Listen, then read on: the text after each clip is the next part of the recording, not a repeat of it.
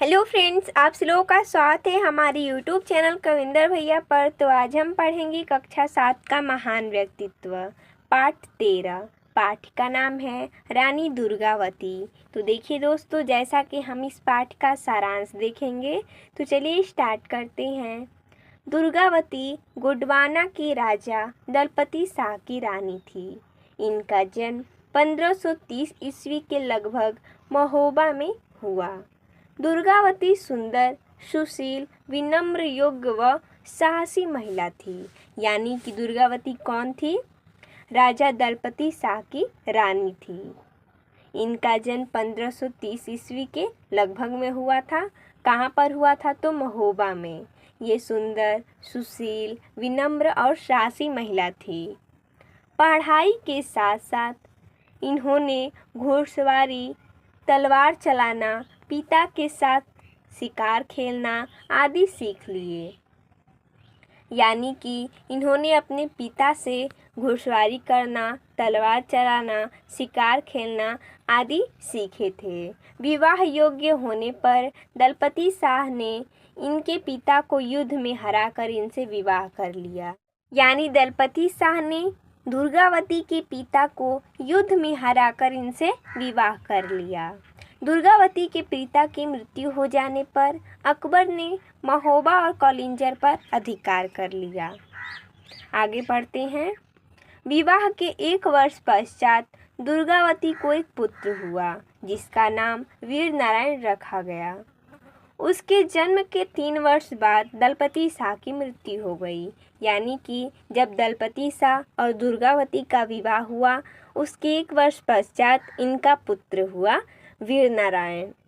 वीर नारायण के जन्म के 3 वर्ष पश्चात दलपति शाह की मृत्यु हो गई। वीर नारायण के गद्दी पर बैठने पर दुर्गावती उसकी संरक्षिका बनी, यानी कि महिला संरक्षक बनी। इन्होंने योग्यता से शासन चलाकर गोंडवाना की उन्नति की। गोंडवाना शक्ति संपन्न राज्य बन गया। इससे दुर्गावती की ख्याति फैल गई। दुर्गावती की योग्यता और वीरता की प्रशंसा अकबर ने सुनी। सभी राज्यों में दुर्गावती की प्रशंसा होने लगी। उनकी प्रशंसा अकबर ने सुनी तो उन्होंने आसफ खान नामक एक सरदार को गोंडवाना भेजा चढ़ाई करने के लिए। दुर्गावती ने 2 बार आसफ खां को सैनिक वेश में युद्ध करके परास्त किया। यानी कि उन्होंने आसफ खां को 2 बार युद्ध में हराया। 2 बार हारकर आसफ खां ग्लानि से भर गया। उसने तीसरी बार हमला किया। रानी ने अपने पुत्र के नेतृत्व में सेना भेजकर स्वयं एक टुकड़ी को संभाला। इसका पुत्र वीर नारायण घोड़े से गिरकर घायल हो गया।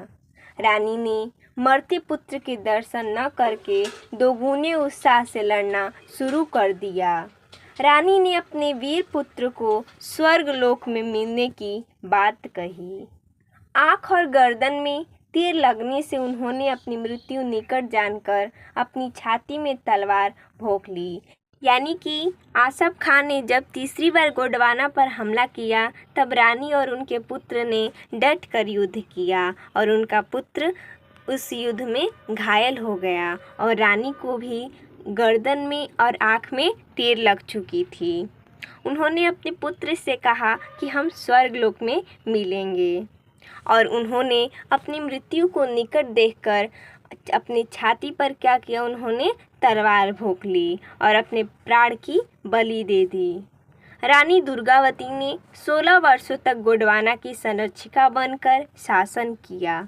भारतीय इतिहास में रानी दुर्गावती और चांद बीबी, इन 2 महिलाओं ने मुगल सेना के दांत खट्टे किए। रानी दुर्गावती वीर और साहसी होने के साथ साथ त्याग और ममता की मूर्ति थी। इनका जीवन सरल, सीधा साधा था। राजकाज देखने के बाद यह अपना समय पूजा पाठ और धर्म कर्म में लगाती थी। इनकी वीरता और बलिदान की यह घटना अमर रहेगी। तो देखिए दोस्तों, जैसा कि हमने इस पाठ का सारांश देखा, तो मिलते हैं शुरू, तब तक के लिए धन्यवाद दोस्तों।